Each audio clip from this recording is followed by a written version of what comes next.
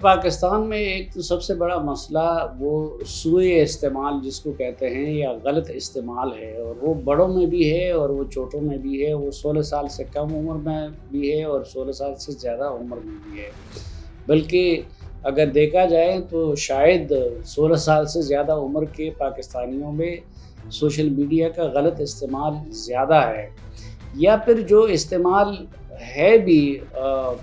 یعنی میں تو اس استعمال کی بات کر رہا ہوں کہ جو دوسرے کے لیے نقصان دہ ہو، جو گالم گلوچ پہ مبنی ہو، جو لوگوں کو مس گائیڈ کرنے پہ مبنی ہو، جو جھوٹ پہ مبنی ہو، تو پاکستان میں تو وہ استعمال بھی ہے۔ لیکن اس کے ساتھ ساتھ پاکستان میں سیوک سینس کا بھی مسئلہ ہے۔ آپ دیکھیں کہ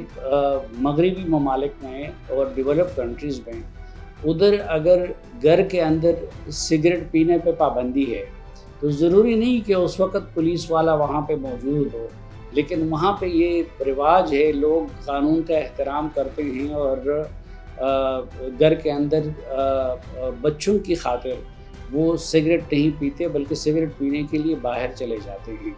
لیکن پاکستان کے اندر ہم دیکھ رہے ہیں کہ یہ اب موبائل کی مثال لے لیجئے تو خود مائیں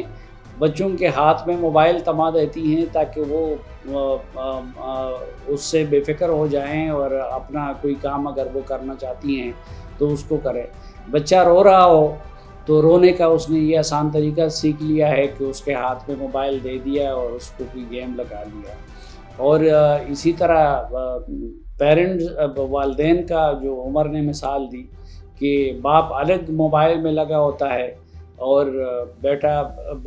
الگ موبائل میں لگا ہوتا ہے، بلکہ بعض اوقات تو یہ دیکھنے میں ملتا ہے کہ آپ گھر کے اندر چلے جائیں تو گھر کا ہر فرد الگ الگ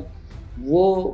موبائل دیکھ رہا ہوتا ہے اور آپس میں وہ جو روٹین کی بات چیت ہے اور وہ بھی ختم ہو گئی ہے۔ تو میرے خیال میں پاکستان میں جب تک لوگوں کے اپنے رویے یہ ہوں تو تب تک کسی پابندی کا، اور وہ پابندیاں بھی مکمل پابندیاں نہیں ہو سکتی ہے اور نہ ہونی چاہیے۔ مثلا ہم یہ تو بھی ہم نہیں کہتے کہ یہ اگر ایک ملک میں کسی چیز کا غلط استعمال، یہ تو ہر چیز کا اچھا استعمال بھی ہو سکتا ہے اور غلط استعمال بھی ہو سکتا ہے۔ جو ذمہ دار پیرنٹس ہیں اور جنہوں نے ذمہ داری کے ساتھ اپنے بچوں کو متعارف کرایا موبائل فون سے، تو آپ نے دیکھا کہ انہوں نے کم عمری میں بڑا بڑا نام کمایا اور مقام کمایا انہوں نے، اور اسی طرح ان کے ایجوکیشن میں بھی بہت بہتری آئی دوسرے طلباء کی بنسبت، اگر اس کو صحیح طریقے سے استعمال کیا جائے اور پیرنٹس اس کو صحیح طریقے سے استعمال سکھا دے ان کو، یا پھر اسکول میں بھی اساتذہ کی طرف سے بھی اس طرح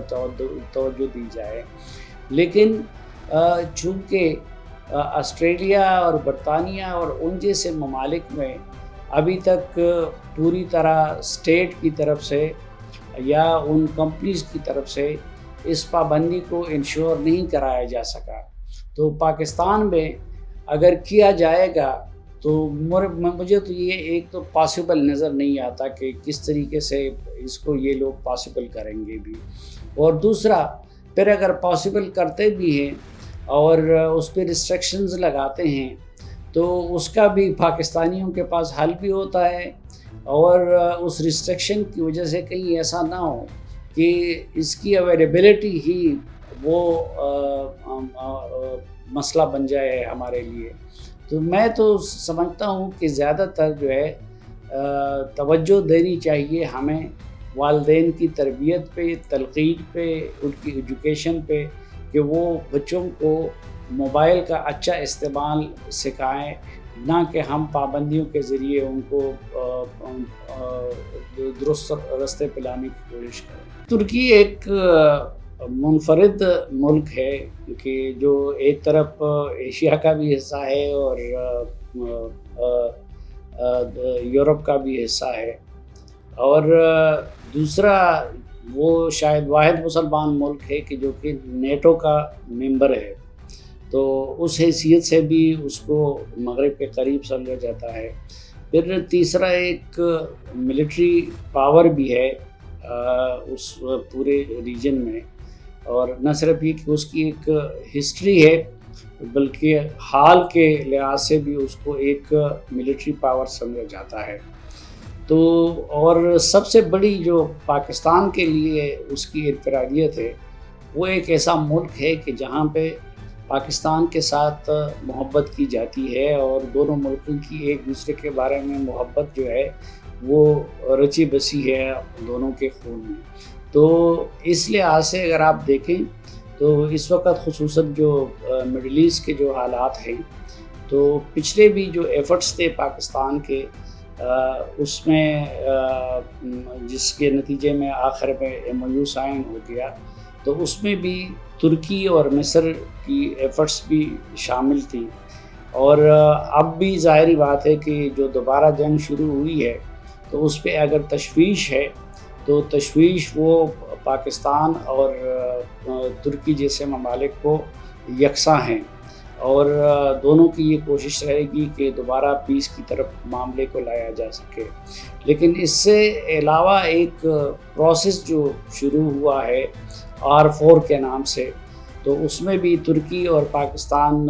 ساتھ ساتھ ہیں، اور اگر آگے جا کے کچھ لوگ تو یہ خواب دیکھ رہے ہیں کہ شاید اس کو مستقبل میں مسلمانوں کے نیٹو میں تبدیل کیا جا سکتا ہے، لیکن اگر اس لیول تک بات نہیں بھی پہنچتی تو ملٹری تعاون تک اس کو توسیع دی جا سکتی ہے۔ تو میرے خیال میں اس کنٹیکسٹ میں ان کا یہ دورہ اہم ہے، اور مجھے امید ہے کہ دورے کے دوران اس قربت کو مزید اسٹرینتھن کرنے کی کوئی نہ کوئی لائحہ عمل انہوں نے بنایا ہوگا۔